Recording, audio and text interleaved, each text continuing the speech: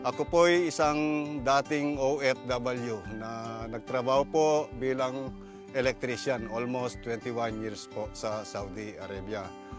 Ngayon po, naisipan ko pong mag-alaga po ng kalabaw dahil nag-exit na po ako sa aking trabaho since February 5, 2017. Nandito na po ako sa Pilipinas. Naisip ko po yung para may pagkakakitaan po kaming magpapamilya na mag-alaga po ng gatasang kalabaw po. Na kahit konti may dumarating na daily income, yung araw-araw po. Mas mahalaga po yun sa panahon ngayon, yung mayroon kang dumarating kahit konti man lang po dahil sa mahalang bilihan.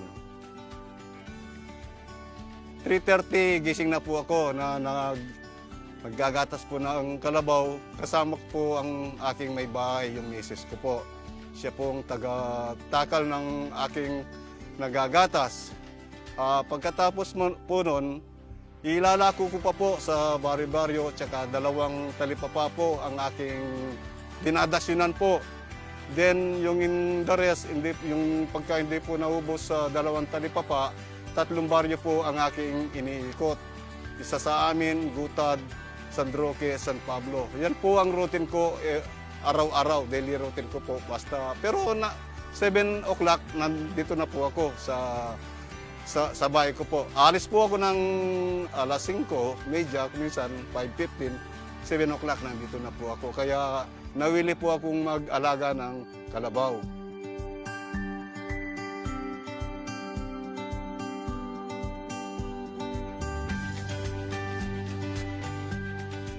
Ito po, kailangan bubusugin mo araw-araw yung kalabaw. At siyempre po, laging malinis. Yung pong aming mga kalabaw dito sa Manalili Dairy Farm, mayroon pong swimming pool.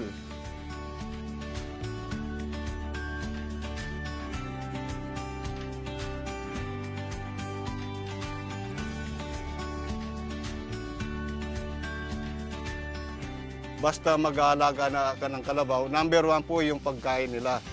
Kaya kung yung mga co-farmers may konting bukid at nakapagitna siya sa bukiran, pwede na po siyang mag-alaga ng kalabaw, lalo na kung mayroong konting sipagan. Tulad po nitong sa amin, hindi na po kami lumalayo, sir. Nandyan na po yung mga pagkain nila. Minutes lang, nandito na po. Tatabas lang po yung mga anak ko ng napier, nandito na po.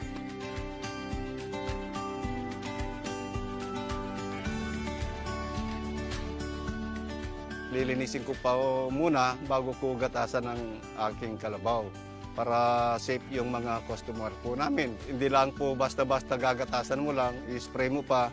Pagkatapos nung pagka-spray, anuin po mo pa ng basa na malinis. Talagang kailangan tuyo. Pagka-spray, alisin mo lahat yung pagkabasa ng kalabaw. Tuyong-tuyo na po. At ilalagay ko pa po doon. Talagang may pinlano na namin pong magama na may gatasan po talaga akong lugar na ipinupwesto ko po yung aking ginagatasan.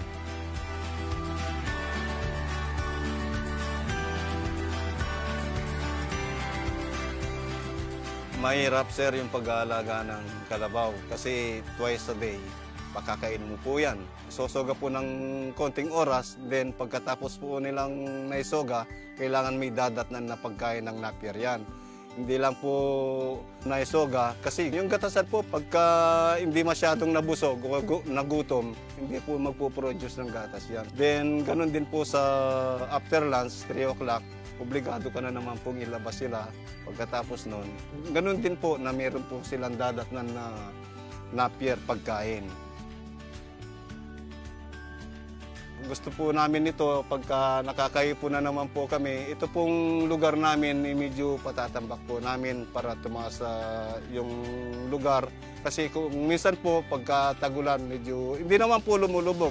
Gusto po namin yung talagang tuyong-tuyo po.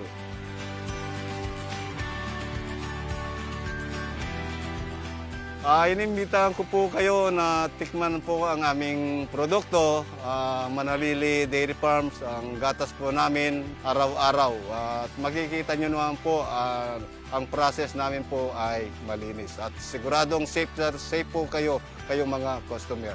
Dito po sa Gutad, Florida Blanca, Pampanga.